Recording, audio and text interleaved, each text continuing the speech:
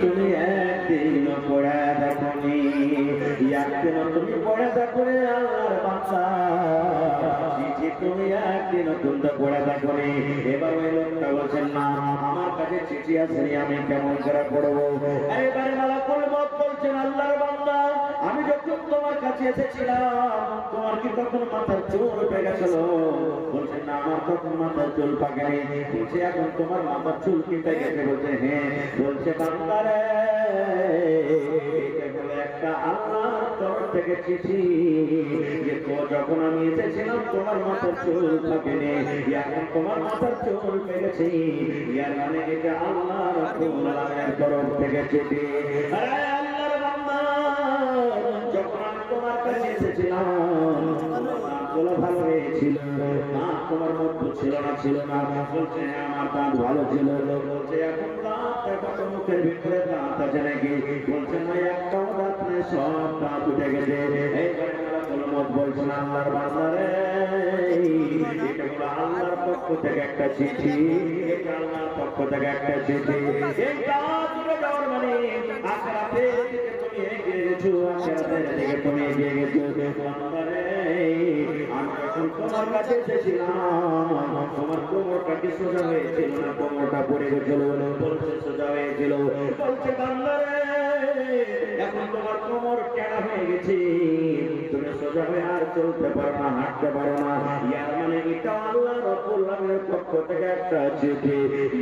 এত চিঠি আসার পর বলছো আমার কাছে চিঠি আছে, চিঠি আছে, মানা হবে না রে, হবে না, হবে না। বন্ধুরে আমার, পাপের গুনাহ অবস্থায় তার জান কবজ করে নিয়ে চলে গেলে।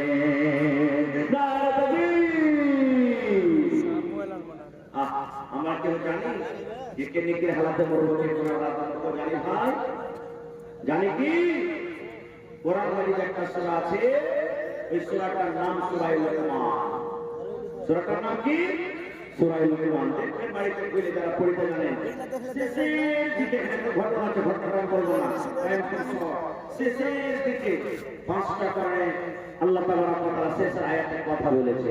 5টা কথা। কি কথা? 5টা কথার মধ্যে 1 নম্বর কথা আল্লাহ তাআলা বলে দিয়েছেন, ইন্নাহু ইলমুস সাআহ, কিয়ামত কখন হবে আল্লাহ ছাড়া জানে না, কিয়ামতের খবর আল্লাহ ছাড়া কারোর কাছে নাই, কিয়ামত কখন হবে আল্লাহর কাছে ইলম আছে। এবার আল্লাহ রাব্বুল আলামিন বলেন, বান্দারে, 5টার মধ্যে আমার একটা খবর আছে, আল্লাহ রাব্বুল আলামিন নিজের কাছে রেখেছে, দুনিয়ার কোনো মানুষকে দেয়নি।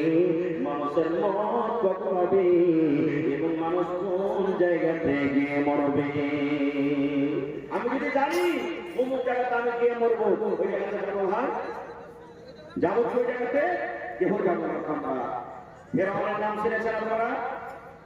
ফেরাউন বাদশার নাম শুনেছেন? মুসা নবীকে মারার জন্য লাইলাস্কর নিয়ে পিছনে পিছনে মুসা নবী আগে আগে তার ফৌজকে নিয়ে গড়িয়ে চলে যায়। পিছনে ফেরাউনের লস্কর দৌড়াইছে মুসা নবীকে মারার জন্য। মুসা নবী লস্কর নিয়ে পালাইতে আছেন, পালাইতে পালাইতে সামনে নীল দরিয়া, আহা আর এদিকে পিছনে মুসা নবী ফেরাউনের কম। এইবারে মুসা নবী বলছেন, আল্লাহ আজ মরে যাব, আর মনে বাঁচব না। আল্লাহ আমাদেরকে আমাদেরকে নির্লজ্জে ঘুরে গেল, আর পিছন দিকে আল্লাহ ফেরাউনের দল চলে আসে, ফেরাউন লস্কর নিয়ে চলে আসে। আল্লাহ আজকে আমরা সমুদ্রে গেলে মরে যাব, আর জীবন কামা ঘুরে না। আর যদি আমরা এই জায়গায় দাঁড়িয়ে থাকি, তবে আল্লাহ আজকে ফেরাউন আমাদেরকে শেষ করে দেবে। কিন্তু মোথায়েতের মালিককে কেজি ভাই, মোথায়েতের মালিককে আল্লাহ। মুসা নবী ভয় করলেন, তার কামরা ভয় করলেন, আল্লাহ আজকে মরে যাবো, পানিতে পড়িত ডুবে মরবো, আর তার হয়ে থাকলে ফেরাউন এসে মারবে। আল্লাহকে বলছেন, এই আমার নবী মুসা, চিন্তা করো রে মুসা, চিন্তা করো না। বিসমিল্লাহ বলে তোমার হাতে যে লাঠি আছে, যে আয়াত আছে, এই লাঠিটাকে তুমি পানিতে মারো, তোমার জন্য আমি আল্লাহ রাব্বুল আলামিন রাস্তা করে দিব। যখনই পানিতে লাঠিটা মারা, পানি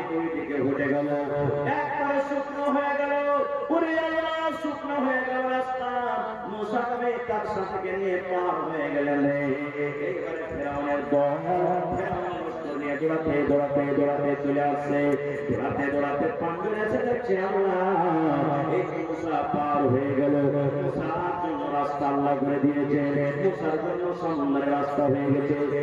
ঝাঁপিয়া পড়বে ঝাঁপিয়া পড়বে, চল ধর ধর ধর রাস্তা হয়েছে, আমরা ধরবো। পার হয়ে গেলেন, নিয়ে পার হয়ে গেলেন। এবার মক্কা সমুদ্রে যখন ফেরাউন এবং তার লস্কর পৌঁছলো, আল্লাহ রাব্বুল আলামিন পানিকে বলছেন, পানি রে এই মানের বয়স শেষ হয়েছে, এই কাজের বয়স শেষ হয়ে গেছে, এই ধোঁকাবাজের বয়স শেষ হয়েছে, এই পানি মিলে যা মিলে যা মিলে যা, আর এই বেঈমানের আজকে আখরি শেষ জীবন করে দে। ফেরাউন কোনদিন ভেবেছিল যে পানিতে ডুবে মরবো? ভেবেছিল ভাই? ও তো ভাবলে পারে জীবনই ঠিক না, কিন্তু জানে না তোমার কাছে খবরটা জানতে পারবো কখন। আল্লাহ তাবারক ওয়া তাআলা নিজের কথাটা বলছেন, দুনিয়ার মানুষ কখন কোন জায়গা থেকে মরবে মত হবে আল্লাহ ছাড়া কেউ জানে না। সময় খুব কম। একটা হাদিস আপনাদের সামনে বলবো, সহিহ বুখারী শরীফ হাদিস, ওই মুসা নবীর কথা। মানুষ মরতে কেউ চায় না, নাকি ভাই? বাঁচতে সবাই চায় দুনিয়াতে। 80 বছর 100 বছর তার বোঝা লাঠি করে হাঁটছে, আর যদি একটা কথা লাঠি এসে চলে রে শালা বোঝা, তুই আর দুনিয়াতে কতদিন বাঁচবে? তুই মর এখন। লাঠি ঝাঁপটা মারবে, শালা তুই মরতে বলছিস, তুই মর। আমাকে মরতে বলছিস? দুনিয়াতে কেউ মরতে চায় না, আমিও চাই আরো দুনিয়াতে বাঁচি, কিন্তু মরতে দেখবেন হবে, হবে না হবে না?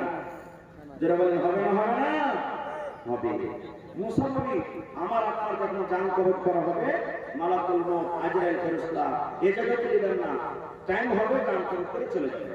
কিন্তু নবীদের যখন জান কবজ হয়, আল্লাহ তাবারক ওয়া তাআলা মালাকুল মউতকে বলেন, তোমাকে এই জগতে নাও। কি বলছো? নবীদের কাছে এই জগতে নাও হয়। তো মালাকুল মউত মুসা নবীর কাছে এলেন, আসার পর তখন বলছেন যে মুসা, তোমার জান কবজ করার জন্য আমি এসেছি, তোমার রূহ কবজ করার জন্য এসেছি, তোমার দুনিয়ার জীবন শেষ, জানটা কবজ করার জন্য। যেমন কথা বলা, বলে সুবহানাল্লাহ। আল্লাহ নবী বলেছে মুসা আলাইহিস সালাম মালাকুল মউতকে এমনিতে একটা জোর করে ফাইট করেছে, এত জোরে ফাইট করেছে, মুখ কাটা লেগেছে, মালাকুল মউতের একটা চোখ কানা হয়ে গেছে। বুখারী শরীফের হাদিস, মালাকুল মউতের একটা চোখ কানা হয়ে গেছে। চোখ কানা হয়ে গেল। আপনি যে দেখেন যে মুসলমানদের তাকত কত, যে ভাই একটা ফেরেশতার চোখ কানা করে দিয়েছে। মানুষকে যদি ফাইট করে লেগে যেত অবস্থা কি হয়ে যাচ্ছে? এই জন্য তো লম্বা ঘটনা আছে। ফেরাউনের একটা সিপাহীকে একটা কথা নিয়ে মুসলমান একটা ফাইট করেছিলেন, চর একটা চরই ওর সিপাহী মারা গেছিল। ফেরাউন একটা চরি মারা গেছিল, তার মধ্যে যাওয়া থেকে মালাকুল মউতের চোখ কানা হয়ে গেল। এবার মালাকুল মউত চলে গেলেন। আচ্ছা বলেন তো, তাদের যে ঘটনাগুলো ঘটলো, মুসা নবী যে মালাকুল মউতের চোখ কানা করলেন, আল্লাহর কাছে খবরটা আছে না নেই? আল্লাহ জানছেন না জানেন না? কথা বলে না ভাই? হায় রে আল্লাহ, এলাকার মানুষ আজকে খেয়ে আসে নাকি জলসা শুনতে? হ্যাঁ, আল্লাহর কাছে খবরটা আছে না নেই? মাশাআল্লাহ, একটু ভালো উত্তর দেয়। আল্লাহ রাব্বুল আলামিন তা বলছেন, হে মুসা, তুমি ভয় একদম ধরে ধরে আমি একবার শেষ করে দিতে 2 মিনিট একটু দেখেন। বলছেন যে মালাকুল মউত ব্যাপার কি? তোমার অবস্থা কেন? তোমার চোখ কানা হয়ে গেছে। এইবারে মালাকুল মউত তখন বলছে, রব্বুল আলামিন, তুমি আমাকে এমন নবীর কাছে পাঠিয়েছো আল্লাহ জি, সেই তোমার নবী মুসা মরতে রাজি নাই, মরতে চায় না, দুনিয়াতে আরো বাঁচতে চায়, দুনিয়াতে আরো বাঁচতে চায়। আল্লাহ মউতের কথা শুনে আমাকে এমন জোর করে একটা ভাই মেরেছে, এমন জোর করে আমাকে একটা মুক্কা দিয়েছে। আল্লাহ দেখো আমার একটা চোখ খান হয়ে গেছে। আল্লাহ চোখ ভালো করে দিলেন, ভালো হয়ে গেল তো। আল্লাহ তাআলা তখন বলছেন, আবার যাও মুসার কাছে, আমার যাও তুমি মুসার কাছে। বলছে আল্লাহ একটা চোখ কানা করে দিয়েছে আমার, আবার যাবো? বলছে হ্যাঁ যাও, কিন্তু এবারে জান কবজ করার জন্য নয়, জান কবজ করার জন্য নয়, ওকে একটা অফার দিয়ে দাও, ঘোষণা দিয়ে দাও, সুসংবাদ দিয়ে দাও, নিয়ে চলে এলেন। আল্লাহ এটা বললেন, নিয়ে চলে এলেন। আবার মুসলমানকে আসসালামু আলাইকুম ওয়া রাহমাতুল্লাহ। ওয়া আলাইকুম আসসালাম ওয়া রাহমাতুল্লাহ। কি খবর, বাবা তুমি এসেছো? এইবারে মালাকুল মউত তখন বললেন, আয় আল্লাহর নবী মুসা, এইবারে আমার জান কবজ করার জন্য আমি আসিনি, আপনার জান কবজ করে নিয়ে চলে যাবে এই জন্য আমি আসিনি, তবে কেন এসেছো? এইবারে মালাকুল মউত বলছেন, মুসা আল্লাহ রাব্বুল আলামিন আপনাকে একটা মেসেজ দিয়েছেন, আল্লাহ রাব্বুল আলামিন আপনাকে একটা খুশখবরি দান করেছেন, সেই খবরটা সেই মেসেজটা আপনাকে দেওয়ার জন্য এসেছে। মালাকুল মউত বলছেন, কি মেসেজ? মালাকুল মউত বলছেন, হে মুসা তুমি একটা গরু নিয়ে এসো, গরু নিয়ে এসো। এইবারে মুসলমান বলছেন, গরু নিয়ে এসে কি হবে? মালাকুল মউত বলছেন, মুসা একটা তুমি গরু নিয়ে এসো, আমার গরুটার উপরে তোমার হাত রেখে দাও, গরুটার উপরে তুমি হাত রেখে দাও। মুসলমান বলছেন, মালাকুল মউত কেন তুমি আমাকে এরকম কাজ করতে বলছো? আমি গরুর উপরে হাত রাখলে পরে কি হবে? মালাকুল মউত বলছেন, মুসা তুমি একটা গরুর উপরে যখন হাত রাখবে, হাতের তলাতে তোমার মা যে থাকবে, ওই গলা তুমি গিনতি করো,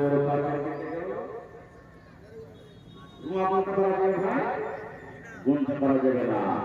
মালাকুল মউত বলছেন, মুসা একটা গরুর উপরে হাত রেখে দাও, হাত রাখার পর আপনার হাতের তলাতে যত রোয়া আছে ওই রোয়াগুলাকে গিনতি করতে হবে।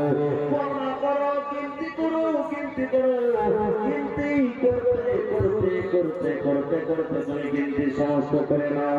এইবারে মুসলমান বলছেন, মালাকুল মউত রে আমার হাতের তলাতে যত রোয়া লাগলো ওই সমস্ত রোয়াকে আমি গিনতি করতে লাগলাম, গণনা করতে লাগলাম, গণনা করতে করতে করতে করতে আমার হাতের তলাতে যত রোয়া লাগলো আমি গণনা করে নিলাম, তারপরে আমার সাথে কি হবে? এইবারে মালাকুল মউত বললেন, মুসা যত হাতের তলাতে আপনার রোয়া লাগবে অত দিন নয় রে, অত মাস নয় রে, অত বছর আমি আপনার কাছে আর আসবো না। আপনার হাতের তলাতে যত রোয়া লাগবে অত বছর আপনি দুনিয়াতে বাঁচবেন, অত বছর আমার তার মায়া পড়িয়ে দিয়েছে, অত বছর আপনি দুনিয়াতে বেঁচে থাকবেন। এইবার মুসলমান বলছেন, বন্ধুরে মালাকুল মউতকে বলছেন, মালাকুল মউত রে আর একটু তুমি আমাকে কথাটা বলে দাও। বলছে কি? বলছে, মালাকুল মউত আমি গরুর উপরে হাত রেখে দিলাম, আর হাতের তলাতে যত রোয়া বাবুলো ওই রোয়াগুলা গিনতি করতে করতে করতে অত বছর আমি দুনিয়াতে বাঁচলাম, এবার আমার কষ্ট আবার যখন শেষ হয়ে যাবে আমার সাথে কি হবে? এইবার মালাকুল মউত বললেন, মুসা অত বছর দুনিয়াতে বাঁচার পর মালাকুল মউত আসলো, আসার পর আপনার জান কবজ করে আমি নিয়ে চলে যাবো। এইবারে মুসলমান বলছেন, মালাকুল মউত এতদিন বাঁচার পর, এত বছর বাঁচার পর যদি আমি মউত থেকে রেহাই নাই পাই, যদি আমি মউত থেকে ছুটকারা না পাই, এরকম জীবনের আমার দরকার নাই রে, জীবনের দরকার নাই। এসে এসে তুমি আমার জান কবজ করে নিয়ে চলে যাও। ভাই মুসলমান, তাহলে মুখ থেকে নবীরা কষ্ট পারেনি, আমরা পাবো ভাই? জোরে বলেন, পারবো? রাজা বাদশাহ বুঝতে পারেনি। একটা রাজার কথা বলছে আপনাকে, সাদ্দাম একটা বাদশাহ, খুব বড় জালিম বাদশাহ। উনি জান্নাত দাবি করেছিল আর দুনিয়াতে জান্নাত বানাচ্ছিল। দুনিয়াতে জান্নাতে যেমন ভালো ভালো জিনিস পাওয়া যাবে, সুন্দর সুন্দর বেটি ছেলে পাওয়া যাবে, ভালো ভালো বিছানা পাওয়া যাবে, ভালো ভালো ঘর হবে, তো সাদ্দাম দুনিয়াতে একটা জান্নাত তৈরি করেছিল, যে ওকে খোদা বলে মানবে ও নিজের জান্নাত ওকে দিবে, এরকম দুনিয়াতে জান্নাত করেছিল আল্লাহ সুবহানাহু। এবারে জান্নাত হয়ে গেল, জান্নাতের উদ্ঘাটন হবে, জান্নাতের ইফতিতাহ হবে, খবর হলো বাদশা জান্নাত তৈরি হয়ে গেছে, চলে এখন জান্নাতের উদ্ঘাটন করতে হবে। দুনিয়াই জান্নাত হোক, আল্লাহ তো বেঈমান মুশরিকের জন্য জান্নাত হারাম করে দিয়েছেন। দুনিয়ার জান্নাত হলো তো কি হলো? আল্লাহ তাবারাক ওয়া তাআলা মালাকুল মউত বলছেন, মালাকুল মউত রে, ওই আমার নাফরমান বান্দা সাদ্দাতকে দেখো, এখন জান্নাতের উদ্ঘাটন করতে যাচ্ছি, ওই যেন জান্নাতের ভিতরে পা দিতে পারে, এই জান্নাতে যাওয়ার আগে যেন ওর জানটা কবজ হয়ে যায়। আল্লাহুস সামাদ, সাদ্দাত জান্নাতের মুখ দেখতে পাইনি। আল্লাহুস সামাদ। ভাই মুসলমান, এই জন্য মুখ থেকে কেউ ভাসতে পারবে না। দেখবেন আমার ভাই মুসলিম ভাইরা, ওরাও মানে একদিন মরতে হবে। আমরা যেমন আমাদের লাশটাকে ঘাড়ে নিয়ে যাই, আর যাওয়ার পর সুবহানাল্লাহ, আলহামদুলিল্লাহ, লা ইলাহা, এগুলা নিজের দোয়া দরুদ পড়ি, দেখবেন ওরাও যাবে আর বলবে, রাম নাম সত্য হ্যায়, সত্য হি সত্য হ্যায়, রাম নাম সত্য হ্যায়, সত্য হি সত্য হ্যায়। ওরাও বলবে, এই যে খাতে করে নিয়ে যাচ্ছি, এটা হলো একদিন সত্য ঘটবে, আমরা এটা থেকে রেহাই পাবো না কেউ। ভাই আমার, তাহলে আমাদের সকলের বিশ্বাস আছে যে একদিন মরতে হবে। আছে? যারা বলেন আছে, আরো যারা বলেন আছে। আহা, আমাদেরকে দুনিয়া ছেড়ে একদিন দেখতে হবে ভাই। দুনিয়াতে আমরা কেউ আসতে পারবো না। ভাই মুসলমান, আমাদের থাকার জায়গা হলো চারখানা জায়গা। সর্বপ্রথম মায়ের উত্তর, মায়ের রেহা, মায়ের পেট। আমরা 8 মাস, 9 মাস, 10 মাস পর্যন্ত মায়ের পেটে থাকি। 2 নম্বর জায়গা হলো আমাদের দুনিয়া, যেখানে আমার জন্মের দিন থেকে 80 বছর, 100 বছর, 200 বছর পর্যন্ত থাকি। এবার 3 নম্বর মরার পর হলো আমাদের জায়গা কবর, যেখানে আমরা কিয়ামত পর্যন্ত থাকবো। আর তারপরে 4 নম্বর জায়গা হলো জান্নাত কিংবা জাহান্নাম, যেখানে সারা জীবনের মতো থাকতে হবে। এরকম মেলায় কথা আছে ভাই। আমার টাইম কিন্তু সব আল্লাহ হায়াত রাখেন, এই বিষয়ে নিয়ে আবার আলোচনা করবো। ভাই, মত একদিন আছে, মত একদিন আসবে, মত থেকে কেউ ছুটকারা পাবে না। নর হোক কিংবা নারী হোক, এসব নবীকে আল্লাহ তাবারাক ওয়া তাআলা এত সুন্দর দান করেছেন। সহিহ মুসলিম শরীফের হাদিস, আল্লাহর নবী বলেছেন, গোটা পৃথিবী মিলিয়ে আল্লাহ তাবারাক ওয়া তাআলা অর্ধেক রূপ ঈশ্বর নবীকে দান করেছিলেন। আর অর্ধেক রূপ গোটা পৃথিবীর মানুষকে আল্লাহ তাবারাক ওয়া তাআলা দিয়েছেন। ভাই, আমাদের মধ্যে একটু একটু বরাবর করে রূপ রয়েছে, তার মধ্যে দেখেন এক একটা সুন্দর পুরে আমাদের দেখতে দেখতে চোখের তারা ফেটে যায়, আর বলে এতকে আল্লাহ সুন্দর করেছে। তাইলে মুসা নবী কত সুন্দর ছিলেন ভাই। আর মুসা নবী সুন্দর কত ছিলেন, কোরআনে একটা সূরা আছে, সূরা ইউসুফ। ইউসুফ সূরা পড়ে দেখবেন যে ওয়ার সৌন্দর্য, ওয়ার রূপ, ওয়ার চেহারা, ওয়ার বাড়ি দেখে বিবি জুলাইখা বাদশার স্ত্রী দিওয়ানা পাগল হয়ে গেছে। আস্তে আস্তে আস্তে কথাগুলো ছড়িয়ে গেল। আরে দেখে বাদশার স্ত্রী একটা গোলামের পিছনে পাগল হয়ে গেছে। মানে ইউসুফ তো গোলাম না ছিল তখন, তার গোলামের পিছনে পাগল হয়ে গেছে। মানুষেরা বলে না যে মহিলাদের 36টা কল্লা, বিবি জুলাইখা বলছে, আমরা লিস্টি লাগাই তোরা আমি দেখাচ্ছি, আমাকে তোরা লাগাবি, যে জুলাইখা পাগল হয়ে গেছে, দেখ তোরাকে আমি কি মজা থাকি তোরাকে। একদিনকার ঘটনা দেখবেন, কোরআনের কথা বলছি, ইউসুফ সূরা পড়ে দেখবেন। একদিনকার ঘটনা, কিছু মহিলাকে বিবি জুলাইখা দাওয়াত করেছে নিজের বাড়িতে। দুপুরে অমুক দিন অমুক টাইমে তোমরা আমার বাড়িতে চলে আসবে। সব দাওয়াত থেকে মহিলারা হাজির হয়ে গেছে। এবার এই সুন্দর তো সুন্দর, আর ভালো কাপড় পিনলে আরো সুন্দর লাগবে লাগবে না ভাই? জোরে বলেন, লাগবে না লাগবে না? ওরে আল্লাহ, বিবি জুলাইখা এত সুন্দর করে সেদিন একটা সাদাল কাপড় পিনেছে। ওরে সুবহানাল্লাহ, এমনিতে রূপ আল্লাহ দিয়েছে, আরো সৌন্দর্য তার বেড়েছে। আর প্রত্যেক ছেলেকে টেবিলে কিংবা বেঞ্চে কুরসিতে একটা করে ফল আর এখানে চাপু দিয়েছে বিবি জুলাইখা কাটার জন্য। আর বলে যে, শোন, যতক্ষণ পর্যন্ত আমি অর্ডার না করবো ততক্ষণ কেউ ফল কেটে খাবি। আমি যখন কেটে খা তখন কাটবি। এইবারে সব ফল যখন দেওয়া হয়ে গেছে, ঈশ্বর কবিকে বিবি জুলাইখা বলেন যে, এখন তুমি হাঁটো পেন্ডালের ভিতর দিয়ে, এই মজলিসে তুমি একটা হাঁটো। ওরে আল্লাহ, হাঁটতে শুরু করেছে। এদিকে বিবি জুলাইখা বলছেন, এই তোমরা এখন তোমরা ফল কাটো, এখন ফল কাটো। আল্লাহ সামাদ, ফল কাটতে লেগেছে, সামনে যে ঈশ্বর নবী হাঁটছেন। এবার ফল কি কাটবে তার রূপ চেহারা দেখে সব দেখতে লেগেছে ঈশ্বর নবীর দিকে। আর এদিকে ফল কাটছে, চাকু দিয়ে ফল কাটছে। আল্লাহ সামাদ রূপ দেখে, সৌন্দর্য দেখে ফল কি ঘোড়ার দিন কাটবে, ঈশ্বর নবীর চেহারা দেখে সব নিজের নিজের লোক কেটে রক্ত বলছে। এবার নবী যখন চলে গেলেন তখন বিবি জুলাইখা রে বুড়া তোমরা যে আমাকে রাগাচ্ছিলে যে বিবি জুলাইখা গোলামের পিছে পাগল হয়ে গেছে, তো তোমরা কি করছো? দেখো ফল কাটতে দিয়েছি, লোক কাটতে দিয়েছি, কি হয়ে গেল দেখো, আমরা তো লোক কাটে বসে আছি। তখন বলছেন হুজুরে তোমরা এক নজর দেখতে গিয়ে যদি লোক কাটে বসে থাকো, আমার বাড়িতে 24 ঘন্টা থাকছে, আমার সামনে ঘুরছে, আমার মনটা কেমন হতে পারে?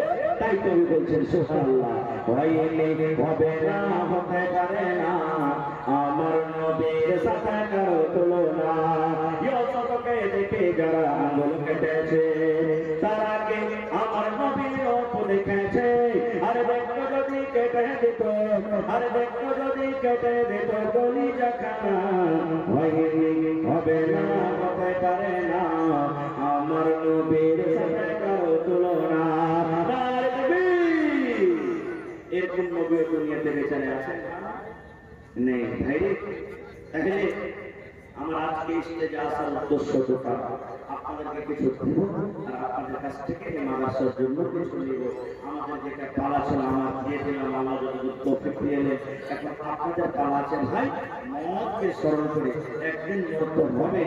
মওতের পর আরেকটা দুনিয়া আছে, যে দুনিয়াটা হলো আসল দুনিয়া, যে জীবনটা হলো আসল জীবন।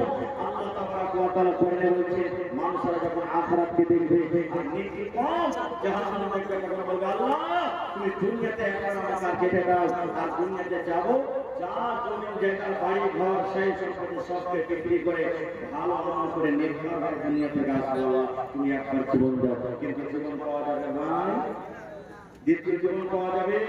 আমাদের মধ্যে কার মা কার বাপ কত লোক কবরের ভিতরে শুয়ে আছে বলেন, কতটি দুর্গন্ধ মাসে 2 মাসে হপ্তাতে বছরে তার জন্য আমরা দোয়া করতে যাই, জিয়ারত করতে যাই, কেউ দেয় দোয়া এনে দেশ নেবে সারা আমি যেটা নিয়ে কবর থেকে ভূত উঠে চলে আসছে। আমরা চাই এরকম আমি আপনি মরে যাব, কেউ দেখতে না পায়। এই জন্য নিজের আমল নিজের তৈরি আপনাকে করতে হবে। মওত আসার আগে মওতের তৈরি আমাদেরকে করে যেতে হবে। তবে দেখি আজকের জলসাতে উনি আমার আল্লাহর বান্দা আছেন, মাদ্রাসার জন্য 1 লাখ টাকা দান করবেন। 1 টাকা দিবেন তো নিয়ে আলহামদুলিল্লাহ, 1 লাখ টাকা। কেউ আমার আল্লাহর বান্দা আছেন, মাওলানা মাদ্রাসাতে আমি একলাই বানিয়ে দেব, যা খরচা লাগবে একলাই বানিয়ে দেব। যে 6 মাসে অনেক বছর পরে যে কোন আল্লাহ আছে এই মাদ্রাসার জন্য 1 কাঠা জমির আশেপাশে থাকে কিংবা মাঠে আছে, বিক্রি করে দেওয়া হবে, আমি দিয়ে দিব।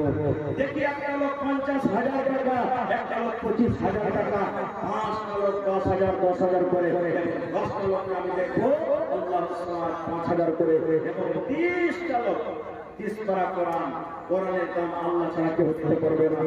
ভাই এই কোরআনকে পড়ার জন্য, বাচ্চাকে কিনে দেওয়ার জন্য 30টা লোককে দেখবো, দেখি কোন আল্লাহ বান্দা আছেন। এই আমার দেখেন হাফিজ সাহেব, মাশাআল্লাহ, জি আহা হা দোলা ঠিকাদারের পোস্ট কাঠিয়ার মানুষ থেকে এসেছে। তাহলে গোলাম ঠিকাদার ভাই এখানে থাকেন, তো আপনি আসেন আর 10 টাকা প্রশ্ন দিয়েছেন ভাই, মাশাআল্লাহ। এত টাকা দেয় এক কোম্পানি বলি আমার 200 টাকা আর একটা কোম্পানি দোকান নাকি আর 50 টাকা, মাশাআল্লাহ। তো আজ ভাই হাত পাংখা কি জমা আছে, ছাপ পাংখা গুলা দিতে হবে না, কিনে কিনে হ্যাঁ, যেগুলা লাইনে করছে আর এগুলা নিজের লাইনে করবে। আল্লাহ সুবহানাহু আর দেখেন 250 আইসেন টাকা চলে এসেছে। তো মাশাআল্লাহ জাযাকাল্লাহ। আইসেন ভাই আমার মানসাই থেকে মেহমানে খাস আল্লাহ সুবহানাহু ঠিকাদার দুলাল সাহেবের পোস্ট এই আজকের জলসাতে 3000 টাকা দান করেছেন। বন্ধুরে একটা সালাম করে দেন আইসেন ভাই, আইসেন দোস্তি, আইসেন দুলাল ভাইয়ের কাছে আমাদের দোস্ত, আইসেন মাশাআল্লাহ। এই দেখেন একজন আমার খালা এই এলাকার মধ্যে, মাশাআল্লাহ। এটা কি আল্লাহ সুবহানাহু নওজওয়ান মানুষ, আহা হা আমার দোস্ত ভাই দুলাল সাহেবের আল্লাহ তাবারাক ওয়া তাআলা কে দোয়া করছি এই দোস্তি যেন আল্লাহ কিয়ামতের দিন জান্নাতের ভিতর নিয়ে চলে যায়। ভাই আপনি 3000 টাকা দিয়েছেন, কি কাজ করবেন? সুপার ভাইজার মাশাআল্লাহ মাশাআল্লাহ ভাইরে 10 টাকা আমাকে দিচ্ছেন 10 টাকা কোহিনা আপনার কাছে এসেছে টাকা যদি পায় আর মানে আচ্ছা কোন করেন তাহলে 10 টাকা আমাকে 5000 এইটাই দিলে ভাই আল্লাহর রাস্তে ইনশাআল্লাহ হবে কি আপনার নূর আলম ভাই এই দেখেন মানসাহি থেকে দুলাল ভাইয়ের দোষ 5000 টাকা দান করবে মাশাআল্লাহ মাশাআল্লাহ এই দেখেন 10 কলমের ভাই এক কলম কিনতে পাওয়া গেল আমার ভাই নূর আলম সাহেব মানসাহি কাঠিয়া থেকে 5000 টাকা দান করে দিলেন মাশাআল্লাহ জাযাকাল্লাহ রব্বানা যালামনা আনফুসানা ওয়া ইল্লাম তাগফির লানা ওয়া তারহামনা